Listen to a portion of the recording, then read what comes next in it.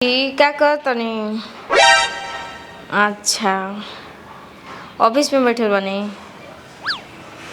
और कब ले आए शाम के? शाम के आए न तो हमरे खातिर चाउमीन और चाट लेके आए। का साहब आ गए? अच्छा ठीक बा, जाए काम करे। अब ले झाड़ू लगा कनी देखी का करती। अभी ले झाड़ू नहीं लगल का हो? अभी ले झाड़ू ना लगल? साफे कामचोर बाड़ू का? 1 घंटा से तू झाड़ू लगाओ तड़ू कि बहटियाओ तड़ू? झाड़ू लगा के जल्दी जा, बर्तन धोए पड़ल बा। इतना सारा बर्तन धोए बा और शाम हो गई, अभी ले इनके झाड़ूए लगाता। 4 घंटा से झाड़ू लगावा तड़ी।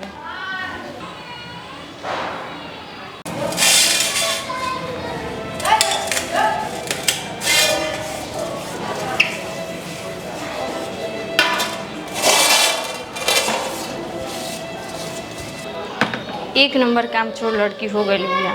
4 दिन से लुगा दिल रहनी धोए खातिर, लेकिन अभी तक धोलस नहीं। कल रहनी धो दी का हो? कितना धीरे धीरे काम करता रू। अभी ले बर्तन ना धोल तो आज बर्तन धो के इतना सारा कपड़ा बा धो दिया। कह के गल रहनी ना कि कपड़ा धो दिया। अभी ले कपड़ा काहे ना धोई? अम्मा कपड़ा धोता बाद में धोआई। बर्तन धो के हम जाते नहीं मार्केट, कुछ जरूरी सामान लिया के बाद। मार्केट गला के कोनो जरूरत नहीं है। चुपचाप पहले कपड़ा धो।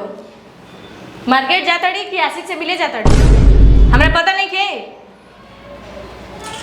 मार्केट जाइए भाई, लेटरिन बढ़ता मार्केट जो है। जल्दी से कपड़ा धो।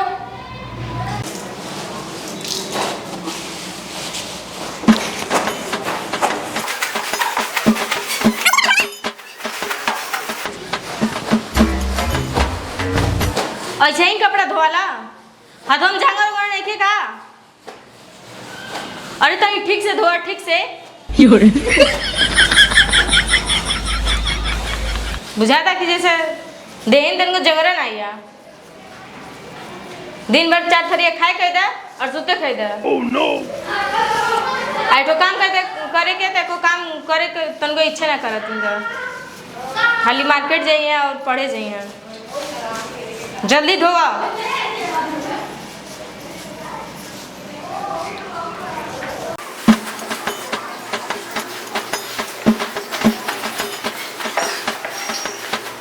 बाबूजी ने तो कितना काम करावत।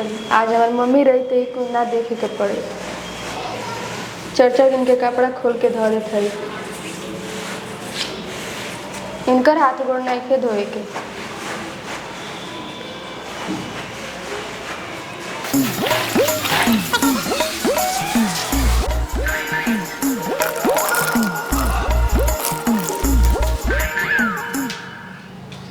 मम्मी कपड़ा धोआ गई, खाना दे दो, बहुत जोर से भूख लागल बा। सुबह से खाना नहीं खी खैले। खाना चाहिए? आजकल तोरा बड़ा भूख लगता। कोनो काम धाम करे ना, दिन भर खाली खैले पुतर हो गई है। चलो बैठा, लेके आओ तनी। जाए जा खड़ा का बारू।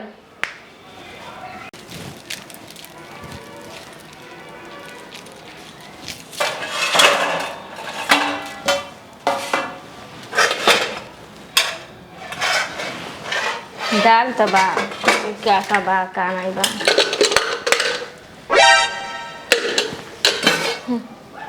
चलो दाल चावल हम खा ले तनी और रोटी और मिर्चा दे दे तनी। खाना खाना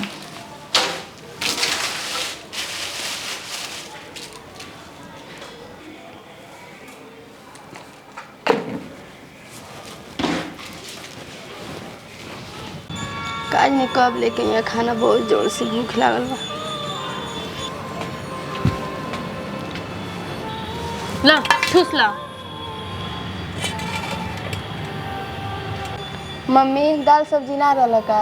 सूखले देते। दाल सब्जी चाहिए? दाल सब्जी ना रहल है। जोन मिला था तो चुपचाप खा। मुँह नहीं देख ले अपन। दाल सब्जी खोजिए। बड़े घर के बाप के बेटी ना हो जोन तोरे के दाल भात चावल सब्जी ला के दी।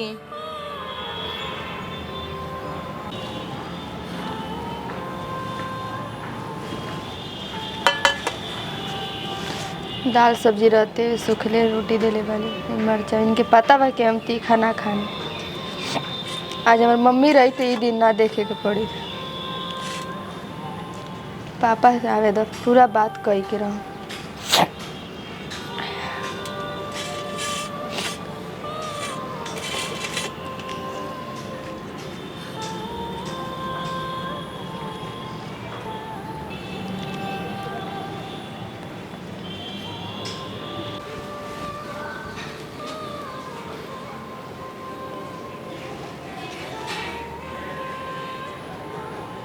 जल्दी जल्दी होमवर्क पूरा कर ली, कल से पेपर बा।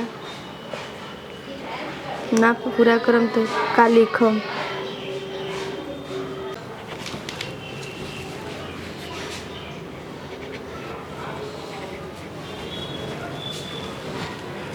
बैठ के का होता है जा? पढ़ा था ना। अच्छा तो पढ़ा ताड़ू, बड़का पढ़वाइए भाई बाड़ू। पढ़ लिख के जज कलेक्टर बनबू का? आ घरवा कमाओ के करी? तोहर बाप करिया कि तोहर माई के करिया? कल हमार पेपर बा, तू जौन कहबू तो हम करम, लेकिन हमके पढ़े दा कहाँ से हमार बहुत बड़ा सपना बा। अच्छा तो अब हम तोहर सपना पूरा कर पड़ी। हई कापी किताब रख, पढ़ले लिखले के कोनो जरूरत नहीं है आ कुछ बोलना के कोनो जरूरत नहीं है। ना पढ़ले आटू तो जबान चलाओ ताड़ू।